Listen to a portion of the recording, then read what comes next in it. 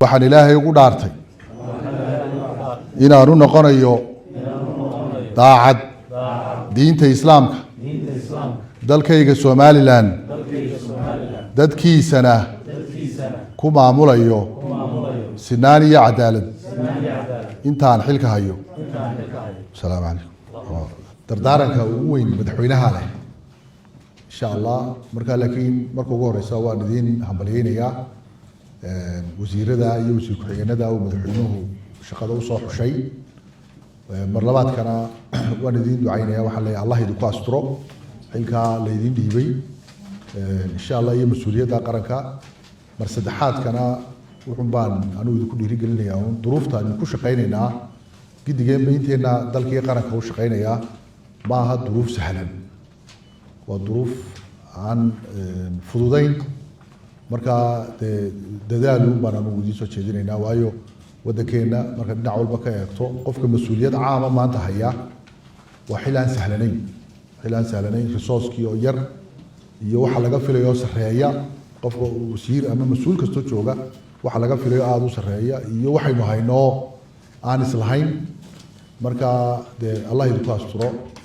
daarta dastuurigana wax ka weyn dardaaran ka weyn oo yaala meesha ma jiro waxaad gacanta la idin saaray waxa weeyaan kitaabkii quraanka ahaa oo wax ka weyn oo adduunka yaala aanu sheegay cidii ku gaftaana ifii aakhirada helisa ciqaabtiisa wixii kelmadaha gudoomiyuhu ku hadlay diinta islaamka ku jirta haddaad diinta dumiso diintu waa shayga keliya ee aan ogol lahayn diinta oo ku shaqeeyaad u dhiman karto haddaan diintaa ka sheegno oo waxaan jirin oo gacantii aan saarnay iyo waxaan camalkaan falanaa ay iswaafaji waayaanna arrin fudud ma aha waxaan idin xasuusin maanta waxaan tegay aniyo wasiiro kaleba aan joognay waxqabadkii dowladda hoose Hargeysa ee 3 sannadood ayna soo dhaafay khayralaas iyo wasiir Cabdilaahi baa wuxuu xasuusiyey waxaa ku dhegan derbiga waxaa ku yaala sawiradii taliyayaashii booliiska Somaliland intay jirtay soo qabtay xilalka 11 baa meesha sugan ku yaala Cabdilaahi wuxuu weydiiyey wasiir Cabdilaahi wuxuu weydiiyey sharanka yaa ka nool wuxuu keligay baa ka nool wuuna khaymarkaa keligay baa ka nool marka meeshaan waxaan moodana wax weyn horta waa intaa oo kaaga darane inteena midna aan ogeyn inuu shirka dambe iman doono aynaan ogeyn nin ballan qaadaya ayna uga jiro qof rag iyo dumarba qof ballan qaadaya oo shirka dambe waan imanaya ama berri waan gaadhaya ayna uga jiro waxaa laynoo dhaarinaya sababtan aan garanno awalba dee gudoomiye maxkamadda inama dhaarinayne waxa laynoo dhaariyeyne waa maxay xil umadeed baan soo doonanay wax shaksi maaha waxa laynoo dhaarinaya ilaahay aan ka yaabno lafeenana aan u yaabno reeraheennana iyo wadkeennana aan u yaabno waa dhaartaasi ma fududee niman yaho aan isku dayno rag iyo dumarba wasiirow annagaa ugu dara horta labadeeda nin halkaa fadhiya ugu dara laakiin ma kala sokayne ilaahay waxaan baryayaa inuu ilaahayna waafajiyo tawfiiqda ilaahay waxaan ka baryayaa inuu inagu ilhaamiyo jidka toosan ummadana aan ugu shaqayniyo diinta islaamkana si cadaalada maantana markii soo dhammaatay dee procedure-kii aan mari lahaydeen golaha wakiilada ugu dambeeyey waxaa ku khatimaynaa sida dastuurku tilmaamayo dhaarta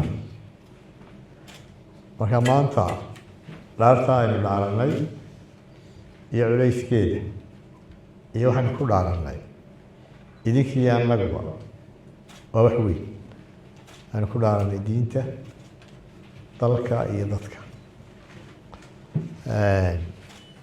maanta dadku waxay naga sugayaan ballanqaadyadeenii inaynu fulino ballanqaadyadeennu soo ballanqaaday dadkana iyo adeegyadiina waa mas-uuliyadiina wada saaran idinkana gaar idiinsa saaran dadku waxay naga sugayeen adeeg kasta oo aynu u ballan qaadnay oo xukuumadda ay ka filayaan, hadday tahay waxbarasho, hadday tahay biyo, hadday tahay caafimaad, hadday tahay wado, hadday tahay cadaalad. marka adeegyadaasna xafiisyadiina ka mas-uula. marka shacbiga wuu ina eegayaa, wuu ina qiimeynayaa, wuu inala xisaabtamayaa. doorashooyin dambena waynu ka sugayna. marka shacbigu maxkamad baynu u saaranay. marka waxaynu u baahan nahay inaynu u dulqaadanno shacbiga hadda iyo dhaliishooda, shacbiga iyo su-aalahooda inuu ka jawaabo.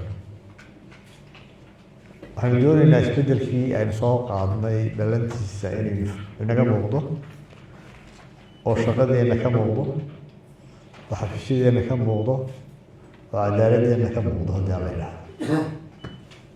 waxaa ilaahay ka barayaa in inoo fududeeyo xilka dhammaanteen, idinkana idiin fududeeyo. hawsha badankeedu idinkayd ku dhacaysa. marka wasaarad kasta oo aynu hawlii qaranka 28 wasaaradood baynu ku kooban. waxaa soo raacaya oo waxa weeye qaranku 3 waaxood buu tilmaamay. fulintu waa inaga. hawsha shacbigu doonayo in la fuliyana waajib ku xusaaran inteeda badan fulinta. waaxda kale waa garsoorka oo maanta oo ay ka yahay gudoomiyaha maxkamadda sare aadan xaaji cali. qaybta kalena waa xeeldejintii oo ah labada gole. marka la eego qaybta garsoorka iyo cadaaladdu waa muhiim, laakiin adeega 100% dadku u baahan yahay innaga gacanta ku hayn. marka waxaynu u baahannahay inaynu dadkana si wanaagsan ugu adeegno.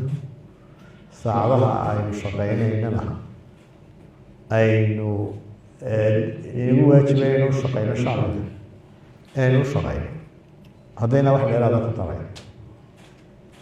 sharcigu wuxuu inaga rabaa inaynu 8 saacadood shaqayno. marka waa in xafiisyadeena ka muuqdaan, waynu xisaabtamaynaa, waynu isla xisaabtamaynaa, waa isdabagelaynaa. waxaynu doonaynaa xafiis kasta inaynu ogaano waajibkiisii ma ka soo baxay mise kama soo baxay. marka aad iyo aad baa mahadsantihiin.